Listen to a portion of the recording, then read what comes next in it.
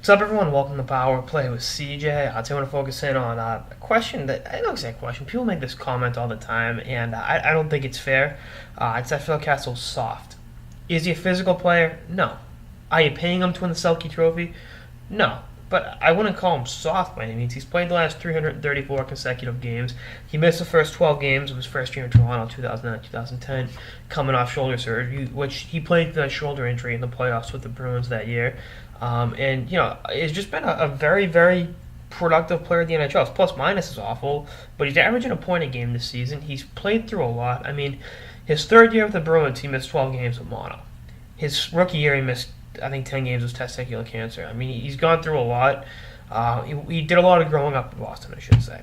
And he's kind of went out and then became, a 35, 40 goal scorer in Toronto. And then now is taking the next step forward with he has never hit 40 goals. He'll very likely do that this season. He was on pace for 34 last season in the shortened season. But in terms of the Olympics is where it kind of came up because Kessel's not a big game player. He's got 21 points in 22 playoff games. What more do you want from a kid? He got I'm trying to think what was the statistic I was reading. I think he had 2 points in Game 7, 2 or 3 points in Game 7 against the Bruins last season. So it's not his fault Toronto collapsed. And again, you're not paying Phil Kessel to be a shutdown player. It's just how it's how he is. He puts points on the board. And I think if you look at it through that perspective, it's like, oh yeah. And again, he's not a physical guy. He's a speedster. He's one of the fastest skaters in the NHL. And I don't think I've ever seen him take a shot when his feet weren't moving. He's always moving. He cycles offensively. Again, you're not paying him to be Milan Lucic. You're not paying him to be, Brian Bickle. You're paying him to go out there and compete at a high level. And I mean, I know the last go around the Olympics, he only had 2 points in 6 games, but I think he'll be fine. He will be a big part of the U.S. success of the if the U.S. has any success in Sochi. Because let's be honest, it's leaves a little bit to be desired. The high end talent in that roster. I think Kane and Kessel are the two best offensive weapons on that team. And Joe Pavelski's been hot of late as well, but. I mean, you look at his playoff numbers now. He's plus 11 in the playoffs. I mean, that's very, very good. When you factor in that his career plus minus in the regular season is minus 37. Now, I know someone's going to throw Corsi at me. I know for a fact someone. But I'm just telling you right now, old school stat, I like plus minus. Again, Kessel's played on some bad teams. Played on a very bad Bruins team his rookie year was minus 12.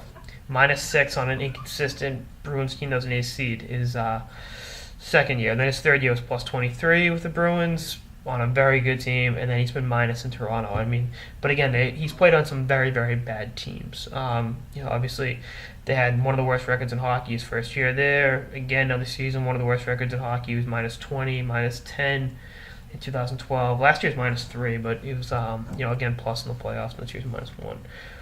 If you just take him for what he is, he's fine. I think one thing that hurt Kessel was he was hyped to be the American Crosby at both 87 birth years.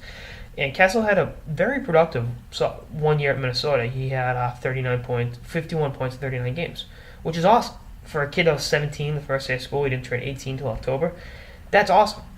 You look at his productivity, it's been awesome. I mean, 36 goals. His last year in Boston, 30, 32, 37. Again, 20 in a shortened season. On pace for 40 now. So take Phil Kessel for what he is.